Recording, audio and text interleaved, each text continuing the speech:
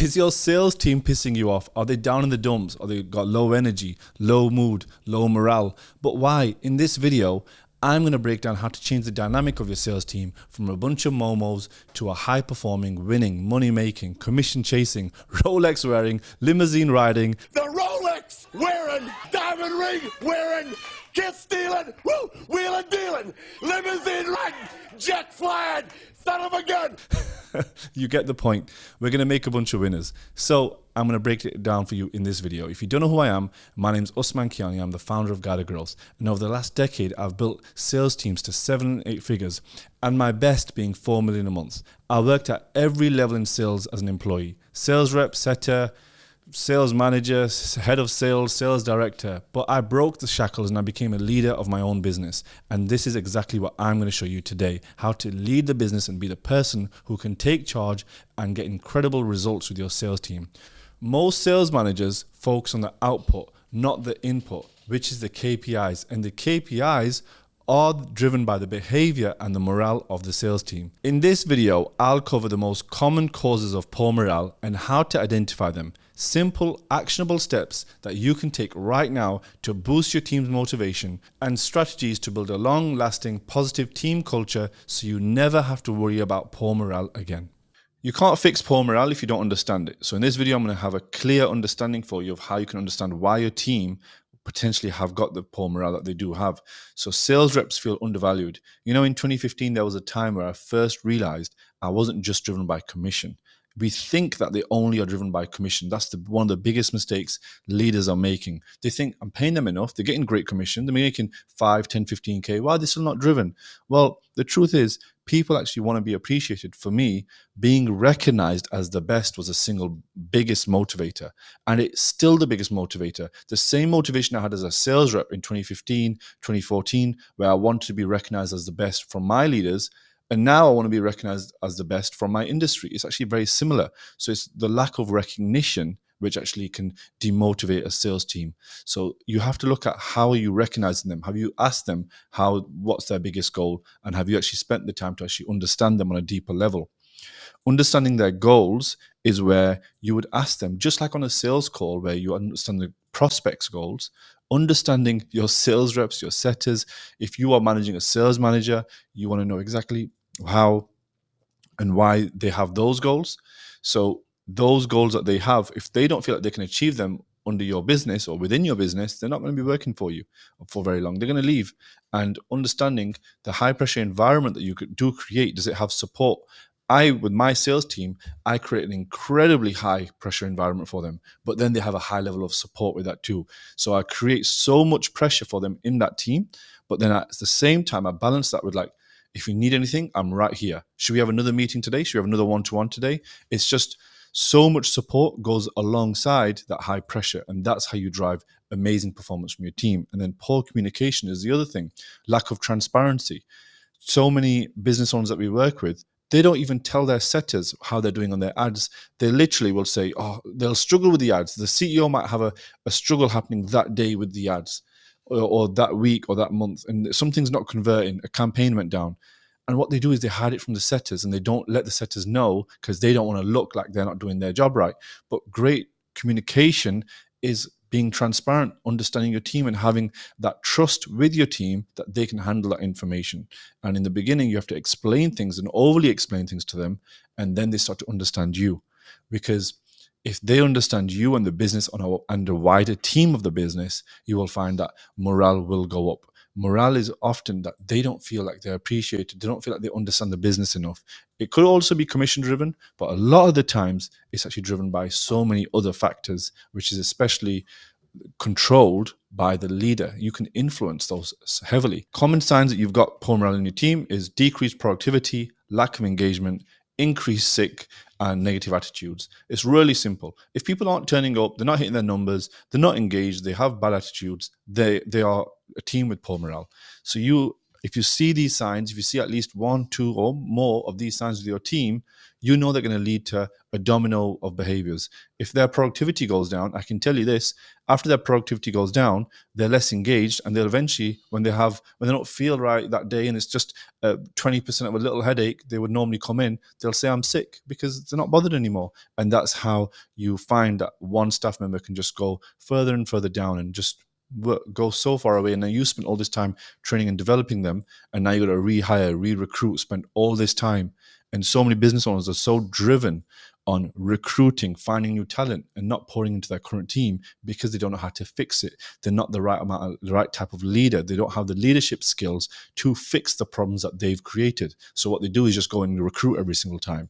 It's just a big mess of a business. And this is why you're not hitting your goals. This is why your sales team's not continuously growing. When we're working with a sales team, the sales team that we worked with, we jump them up within a month by 30%.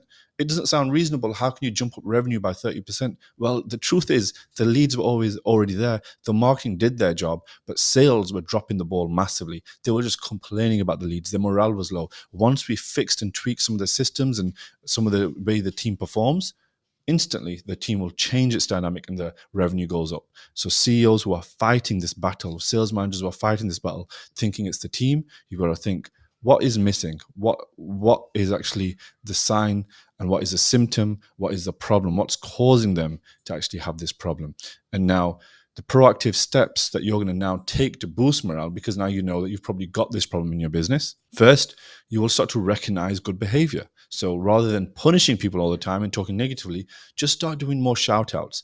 I know it's tough because when your team's not performing, you're like, why should I reward them? Why should I talk positively? They're doing a dog shit job. They're not even doing right. It's a psychological game. You've got to be able to recognize people so they feel appreciated, because that's when they start performing for you. Remember, you have to let other people win, and that's how you win as a leader. You're not there to be babied. You are there to help others. You are there to be the right person that they're going to guide them. You have to carry this emotional baggage around of helping others when they don't deserve the help, that you feel like they don't deserve the help, but you're going to still help them. So you create a recognition system. You're going to set clear goals. You're going to use a SMART framework, and you're going to conduct regular check-ins. You're going to check in with them regularly. So you might set that SMART goal for them, and you'll say, hey, I want you to work on these things, and they agree with that. But then you check in with them regularly, not just on a one-to-one once a month. You want to do documented one-to-ones, sat down together on a Zoom call, in person, either, which is good, remote, or if you have an in-person office. You want to do them with your team every single week, and you want to have those mini check-ins as well. So you want to be spending time with them and actually nurturing them and foster that supportive environment with them where they feel like, hey, there is a lot of pressure here, but my manager, my leader, my CEO, the person who's helping me here is really there for me, is really backing me up. And you could even be a CEO doing this for your sales manager. It works at every single level. And promote work-life balance. I don't actually believe in a work-life balance. I'll be honest. I'm a maniac. I just want a Saturday off, and I just want to take it off and spend it with my family. And every other day I'll work. But am I going to advocate that for everybody else? No, I'm going to advocate having a balance, because when I was selling and a sales rep, I needed to go to the gym. I needed to have the evenings to maybe just watch Netflix, because my work was my focus in the day. So you promote a healthy work-life balance. Don't promote what you do as an entrepreneur or as a driven manager for everybody else. Not everyone is like you. You've got to be able to guide them to have that balance first. I used to be someone of balance, but then I wanted to make a business that makes 10 million a year. I no longer need balance. My goal is far bigger. So you will often promote things that will be right for them. And that's understanding the type of leader that you are. The immediate intervention strategies that you can do to fix morale in your team today are, you can use an anonymous survey. So when we start with a business and they have a lot of sales reps and the morale seems a bit down, I'll get a survey done, and we'll get a survey done just to understand how does the team feel, because then we can advise and we can work on them. On our consulting level, when we work with the business, it's like, where's the team at right now? And that's something that we'll do early on. We'll hold a team meeting. We'll address the concerns that come up in their feedback. Because if you have a sales team of, let's say, setters, closers, or SDRs, MDRs, and there's like 5 people in this scenario, and then 2-3 things have come up in the feedback form by a lot of people, which they should do anonymously so they feel safe to share, And then I'm going to hold a meeting and I'm going to address those openly. And I'm going to tell everyone, hey, let's fix this stuff. Let's get these barriers out the way so you can really win. And what they're going to think is, this person's really going out their way to help me. I might start trying. And you'll be like, shit, I listened to them. I heard them. I implemented something for them. And now they're trying. I promise you this works. And implement the quick wins that you can. So within their feedback, you'll be like, oh, there's some easy wins here. I'm going to implement those in. I'm going to give them the thing that they want. And usually the thing that they want is not even hard. If they ask for more money, obviously it's sometimes a bit harder if they're not making sales and they want more commission. But if you're paying the right amount of commission and they have the opportunity and you have the lead flow, you just got to work out what is the barrier stopping them. So if you want to build that positive team culture, you want to encourage collaboration. So you want to organize some team building activities. Something that I've just done with my team is an Ikigai activity where I will show them my Ikigai, where if you want to give it a Google, if you've not heard of it, which is like your purpose, I'll share mine. And I'll spend 15, 20 minutes with everyone writing theirs out. Once they've written theirs out, we all discuss and share. And what it does is everyone just ends up understanding each other better. Everyone understands themselves better. And it's a great activity. If you can come up with activities like that, so it creates other people bonding. If you can get your setters and closers collaborating more, you're going to find that they have a better relationship. The handover of information is far better. And most businesses don't even think of it that way. And developing a mentor program with your reps, so that experienced reps who want to become managers, I actually will have an entire video, an entire guide on this. And if it's something that you are interested in, comment development below and I'll get you that guide, which is an entire guide on how to actually develop a sales rep into a manager, because there's a specific method we do it. And in short, it's where we give them just 20% of the activities of a manager, but still have them as a sales rep, and we just call them a lead sales rep. But we don't move them up straight away. If those 20% of activities are great and they keep their calls consistent, we then start looking at becoming a manager. That's a great way to phase them out. And then cultivate growth mindset. So I want everyone to have a mindset where they can continuously learn. If the team below you do not feel like they can learn from you, they're not going to respect you. They're not going to work for you. If you're the type of business owner that wants the team to respect you, you've got to be the type of person that they're going to respect, and then they're going to want to work for you. And that's how you cultivate a growth mindset with your team, that there's opportunities for others to develop and earn more money. If there's no opportunities in your business to grow, then you will not have the right mindset from people. In my business, my current frontline staff will be our managers, maybe directors in the future. So these people have incredible opportunity to grow their business, earn more money, be a part of something big. And because our mission is so clear, everyone buys in on that one mission. So the exact thing on how you actually cultivate that culture is you having that vision first. One of my favorite sayings at the moment is, have a vision so big that other people with big visions can win too. So you want other people with great visions to win, but your vision is that big that everybody can still win within it. And then if we're going to be giving them ongoing monitoring and support, just ensure that you know their KPIs. They know that they've got support on their KPIs. You've done the survey already, so you know how to actually do that survey and implement that in maybe every quarter, so you get feedback and you listen to them. And you're having regular check-ins with them so they actually feel heard, listened to. A lot of people think becoming like changing your sales team around is just about, hey, tell them this, say this to them, and then they'll change. No, it's about genuinely having a method, understanding why their morale is low, having a system behind it, and then we actually improve it. And this is how we turn sales teams around. And creating that motivated sales team is just about proactive intervention. So you want to address those morale issues before the escalation. Because if there's someone is not happy about something, I'll give you a scenario. The setter is not happy that the sales rep does not confirm his appointments. Because the sales rep is lazy, doesn't want to confirm his appointments, the setter loses their commission, and now they're both annoyed.